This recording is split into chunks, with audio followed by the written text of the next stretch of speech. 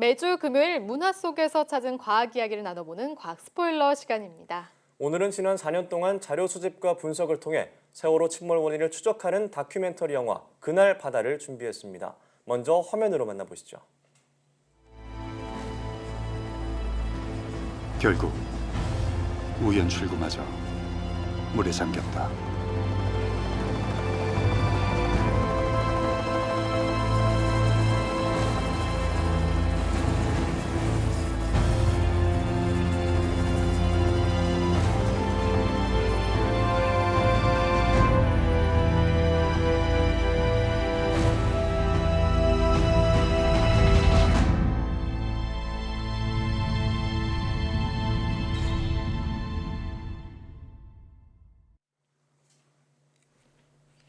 스튜디오에 양혜영 기자 나와 있습니다. 안녕하세요. 네, 안녕하세요. 네, 다음 주 월요일이죠. 4월 16일이 벌써 세월호 참사 4주기인데요. 방금 영상을 보니까 또다시 가슴 한켠이 좀 먹먹해지는 기분이 들었습니다. 네. 영화 이 그날 바다가 세월호 침몰 원인을 과학적으로 다룬 다큐멘터리라는 점에서 많은 관심을 받았잖아요. 네. 내레이션으로 배우 정우성 씨가 또 참여했다고 들었고요. 이 영화에서 그러니까 어떤 이야기들을 다룬 건가요? 네, 우선은 영화는 세월호가 침몰한 이유, 이 부분에 대해서만 좀 집중적으로 다루고 있습니다. 네. 이 감독인 김지영 감독은요, 사고 당시 대부분 구조 골든타임을 놓친 문제에 언론이나 유가족들, 정부가 다 집중하고 있었기 때문에 오히려 참사 원인이 된 이 침몰 이유를 살펴보기로 했다, 이렇게 마음을 먹었다고 했는데요. 이 과학적으로 접근한 다큐멘터리답게 영화는 단순한 가설, 가능성 이런 식으로만 이야기하지 않고요. 각종 세월호 데이터를 과학적으로 분석하고 또 전문가 자문을 받고 생존자의 증언들을 교차로 확인해서 설득력 있는 침몰 네. 원인을 제시하고 있습니다. 이 과정이 무려 4년이나 걸렸던 셈인데요. 그러네요. 네, 특히 이 사고 당시 세월호의 항로가 기록돼 있던 AIS 항적도의 원본 데이터를 이해하기 위해서 김지영 감독이 거의 전문가 수준으로 직접 공부를 하고 이 관련 데이터들을 확인한 끝에 원본 데이터를 분석했다고 합니다. 또 이를 통해 그동안 알려지지 않았던 실제 세월호의 경로를 복원하는 데 성공하고 나름의 침몰 원인을 영화가 제시하고 있습니다. 네, 네. 그렇다면 이 영화에서는 세월호 침몰의 원인을 무엇이라고 분석하고 있나요? 네, 우선 먼저 두 앵커들은 혹시 당시 정부가 세월호의 침몰 원인을 무엇이라고 이야기했는지 기억이 좀 나시나요? 네, 네. 그 배가 급선회하면서 침몰했다고 그렇게 들었거든요. 네, 맞아요. 네. 또 선체가 이제 증축한 상태에서 과적을 네. 해둔 상황이었는데 그 상황에서 급선회를 했다. 네. 네, 그게 이유라고 들었던 것 같아요. 네, 맞습니다. 이 당시 정부에서는 이 세월호가 정상 운행을 분명히 하고 있다가 갑자기 알 수 없는 이유로 방향 전환을 하면서 무게중심이 왼쪽으로 쏠려 침몰했다. 이렇게 설명했습니다. 네.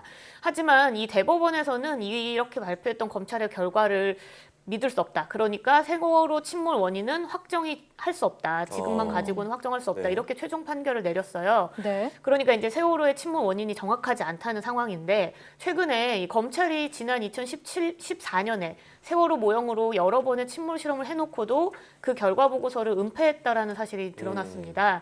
국책연구소 중 하나인 이 선박해양플란트 연구소에서 세월호가 어떻게 기울어지고 또 어떤 항적을 그리면서 침몰했는지를 확인하는 항주 실험을 했는데 네. 문제는 이제 급격한 회전으로 침몰했다는 검찰 결과와 다르게 실제 실험을 했을 때는 굉장히 완곡한 어떤 곡선을 그리면서 침몰하는 모습을 실험으로 확인한 거예요. 그러다 네. 보니까 이 보고서를 채택하지 않았다 이런 내용이 나왔던 거죠.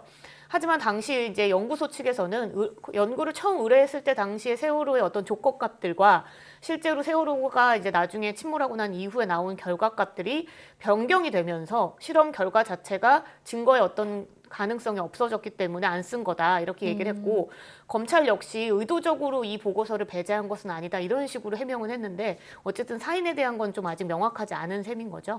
그러니까 정확한 사고 원인에 대한 의혹은 아직 많이 남아 있다는 네. 거죠. 네, 그렇죠. 그래서 아무래도 영화가 이제 그 급선회에 따른 무게 쏠림이라는 기존에 알려진 내용에서 좀 벗어나서 새로운 시선으로 침몰 원인을 새롭게 분석을 하고 제시를 하는 건데요. 네. 영화가 제시하는 증거를 따라서 이 침몰 원인을 찾아가는 과정, 그리고 이해하는 과정이 이 영화를 보는 재미입니다, 사실은. 네. 그래서 제가 여기서 뭐 영화에서 뭐라고 원인을 제시했다 이렇게 말하는 것보다는요. 네. 시청자 여러분들이 궁금하시다면 영화관에서 직접 영화를 보시면서 영화가 이야기하고 있는 원인들에 대해서 이 믿을만한지 직접 좀 고민을 해보시는 게 좋을 것 같고요.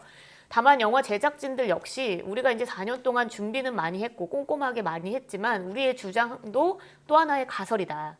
그렇기 때문에 다양한 반론이 만약에 제기된다면 충분히 열린 마음으로 듣고 다시 이 대화를 나눠가겠다. 네. 이렇게 밝힌 상황입니다. 네. 이제 근데 문제는 이제 검찰 수사와 특조위 활동이 모두 끝났어요. 그래서 현재 세월호 선체조사위원회가 운영 중인데 여기에서만 지금 침몰 원인 규명을 대한 이 조사를 진행하고 있습니다. 인양한 선체에 대해서 뭐 다양하게 정밀 조사를 하는 것과 함께 세월호 침몰 원인을 하고 있기 때문에 침몰 원인에 대해서 아직은 좀 확정하기는 이르지 않나 싶습니다. 네. 네. 그럼 현재까지 선체조사위원회에서 침몰 원인을 조사 중인 내용은 어떤 것들이 있나요? 네, 우선 뭐 앞서 국내연구소에서 4년 전에 했다는 그 항주 실험이라는 이렇게 항로가 어떻게 바뀌는지에 네. 대한 실험도 이제 똑같이 하는데 이거를 이제 우리나라에서 하지 않고 네덜란드 해양연구소에 의뢰를 해서 지금 현재 진행 중입니다. 네. 이 세월호의 운항 궤적은 물론이고요. 세월호 객실 안에 물이 어떤 방식으로 들어왔는지 침수 상황에 대한 것을 확인할 수 있는 시뮬레이션 실험을 했다고 하는데요. 실제로 당시에 세월호가 한 2시간도 안 돼서 완전 침몰을 했어요. 그걸 네. 우리 전 국민이 생중계를 봤잖아요. 네. 빠른 침수가 대형 참사의 원인이 되기도 하기 때문에 이 침수 과정에 대한 시뮬레이션도 되게 중요하다고 해요. 그래서 이 네덜란드 해양연구소가 실험 결과를 정리를 해서 이번 달 말쯤에 선조위원회에 이제 최종 보고서를 제출한다고 하니까 좀 더 지켜봐야 될 것 같습니다. 네. 그런데 이 정확한 사고 원인을 알아내려면 세월호의 운항 정보가 중요할 것 같은데 이 공개 과정에서 문제가 많았잖아요. 그렇죠. 이 운항 정보에는 대체 구체적으로 어떤 정보가 담겨 있길래 이렇게 문제가 많았던 건가요? 네, 우리가 왜 자동차를 먼저 예를 좀 들어보면요. 내비게이션을 요즘 거의 다들 뭐 장착하거나 휴대폰으로 쓰고 있잖아요. 네. 그럼 그 내비게이션에서 보면 내 차의 위치, 내 차의 속도들이 우리가 화면에서 다시 볼 수 있습니다. 네, 그렇죠? 맞아요. 네, 그래서 이제 마찬가지로 선박에서도 비슷하게 내비게이션과 같은 장비가 필수로 설치되어 있는데요. 이게 바로 AIS, 그러니까 네. 선박 자동 식별 장치입니다. 선박의 위치와 방향, 속도는 물론이고요. 기본적인 운항 정보가 담겨 있는데 뭐 선박의 이름, 이게 유조선인지 뭐 여객선인지 하는 종류, 출항지랑 목적지, 호출 부호 등 이런 내용들이 디지털 신호로 함께 전송이 됩니다. 네. 이 차량 내비게이션은 정보들을 나만 알 수 있지만 선박에 있는 AIS는 수집한 운항 정보를 주변에 있는 모든 선박과 공유하고요. 그것도 육지에 있는 관제센터에 자동으로 전송을 하게 돼 있습니다. 이래야 뭐 주변 선박들과의 충돌을 알아서 막을 수도 있고 구조 요청을 하는 것도 쉽기 때문이죠. 네, AIS가 선박에 대한 모든 정보를 담고 있다고 했는데 그럼 이것만 있으면 세월호 침몰의 원인을 바로 알아낼 수 있는 거 아닌가요? 네, 뭐 제대로 된 정보만 있었다면 사실은 바로 알아낼 수 네. 있었을 겁니다. 문제는 이 세월호가 침몰했던 4월 16일 오전 한 8시 48분에서 52분 정도, 약 한 4분 정도의 이 시간에서의 네. 이 세월호의 AIS 운항 정보 기록이 없다는 사실입니다. 이유는 네. 사실 뭔지 몰라요, 아직도. 그래서 이제 정부에서는 뭐 세월호 자체 정보지가 없으니까 진도 관제센터에 자동으로 전송된다고 아까 얘기했죠. 자동으로 전송된 운항 정보를 복구했다면서 이후에 항적 기록을 새롭게 공개했는데요.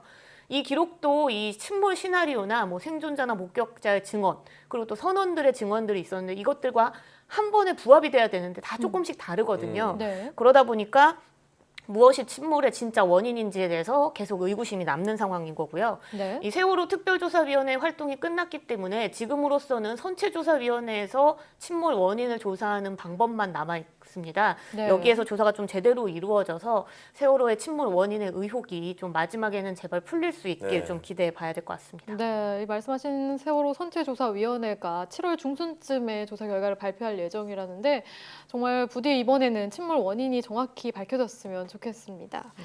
그러면 오늘 영화 그날 바다 별점 함께 확인해 볼까요? 영화 그날 바다 별점은 4점입니다. 뭐 재현과 그래픽, 인터뷰 등 굉장히 영화적으로 재미도 살렸고요. 과학 검증을 굉장히 꼼꼼하게 하면서도 이해하기 되게 쉬웠습니다. 네. 그래서 쉽게 보시기 좋을 것 같습니다. 네. 오늘은 영화 그날 바다를 통해서 세월호 사고의 원인에 대한 얘기를 주로 나눠봤는데요. 이번 4월 16일이 세월호 참사 4주기가 되는 날입니다. 여전히 마음이 아프고 먹먹한데요. 다시는 이런 피해가 없길 바라는 마음에서 이번 조사가 철저히 마무리되었으면 좋겠습니다. 오늘 말씀 고맙습니다.